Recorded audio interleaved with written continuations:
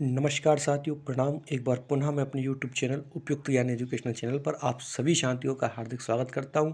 तो हम एक नई सीरीज़ शुरू करने जा रहे हैं। रेलवे जो डिपार्टमेंटल एग्ज़ाम होते हैं, जैसे कि आपका WI हो गया, या मान लीजिए आप सीनियर क्लर्क है, या OS वगैरह जो आपके एग्ज़ाम होते हैं, या APO, तो उनके रिगार्डिंग हम प्रिपरेशन कराने जा रहे हैं। हमारा ये टारगेट रहेगा कि रोज़ आपको 10 से 20 क्वेश्चन मिनिमम आपको प्रोवाइड कराएं, जिससे आपकी स्टडी में थोड़ा बेनिफिट मिले। क्या है, आज जैसे आप लोग सब रेलवे विभाग में कार्यरत हैं, तो अपना जो डेली रूटीन उसमें टाइम नहीं मिल पाता, तो आप मेरे वीडियो के माध्यम से अपनी तैयारी को थोड़ा सा नई दिशा दे सकते हैं। तो चलिए हम शुरू करते हैं। तो सबसे पहले हम रेलवे की ऐतिहासिक पृष्ठभूमि के बारे में बात कर लेते हैं, ठीक है। तो सबसे पहले जैसे हमारा पहला क्वेश्चन ये है कि विश्व की प्रथम रेलगाड़ी कहाँ से कहाँ तक चलाई गई थी, ठीक है। विश्व की बात हो रही है ना, तो ये जो अपना है सन 1825 में चलाई गई थी, स्टॉकटन और डार्लिंगटन के बीच में, ठीक है। तो विश्व की पहली रेलगाड़ी अपनी कहाँ से कहाँ तक, ये 1825 में स्टॉकटन और डार्लिंगटन के बीच चलाई गई थी। भारत में आपको सबको पता होगा 16 अप्रैल 1853, इसलिए 16 अप्रैल को अपन भारतीय रेल दिवस भी मनाते हैं।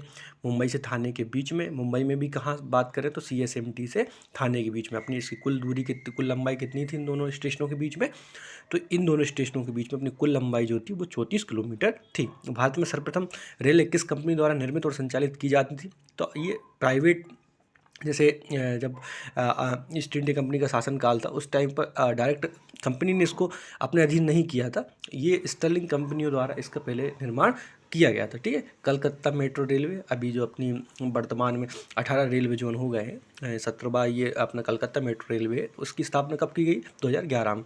दक्षिण तटीय रेलवे की स्थापना 2019 में हुई थी। इसका मुख्यालय जो अपन हेडक्वार्टर की बात करें दक्षिण तटीय रेलवे की, विशाखापट्टनम में।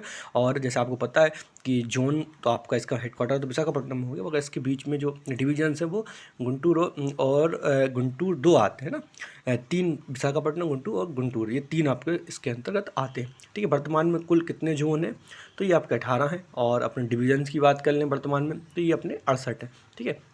अब हम चलते हैं अगले क्वेश्चन की ओर। क्षेत्रीय रेलों पर नियंत्रण एवं समन्वय रखने के लिए गठन किया गया है। जैसे क्षेत्रीय जो जोन के ऊपर है आपका जोनल रेलवे, उनके ऊपर जो हेड है वो रेलवे बोर्ड का, ये किसके अधीन आता है, तो ये रेलवे मंत्रालय के अधीन आता है।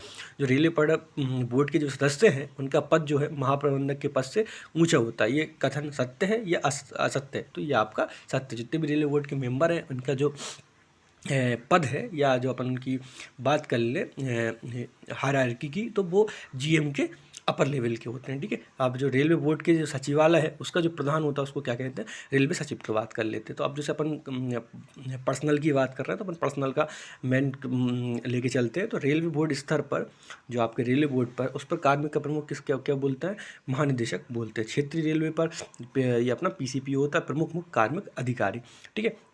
इसके बाद हम बात करते हैं मंडल स्तर पर। मंडल स्तर पर मतलब आपका डिवीजन पर, तो डिवीजन मंडल स्तर पर कार्मिक का प्रमुख कौन हो जाएगा, ये आपका वरिष्ठ मंडल कार्मिक अधिकारी, इसको सीनियर DPO भी बोलते हैं। आप कारखाना स्तर पर है ना, जैसे कारखाने में, तो उसमें कौन होता है कार्मिक का प्रमुख, उसमें वरिष्ठ कार्मिक अधिकारी होता है। तो चलिए आज हमने 14 क्वेश्चन डिस्कस किए। मेरा प्रयास रहेगा मैं आपके समक्ष रोज़ 20 क्वेश्चन मिनिमम डिस्कस करूँगा। अगर आपको अच्छा लगा तो ज़रूर हमारा साथ दें। मिलते हैं नेक्स्ट वीडियो में, तब तक के लिए जय हिंद।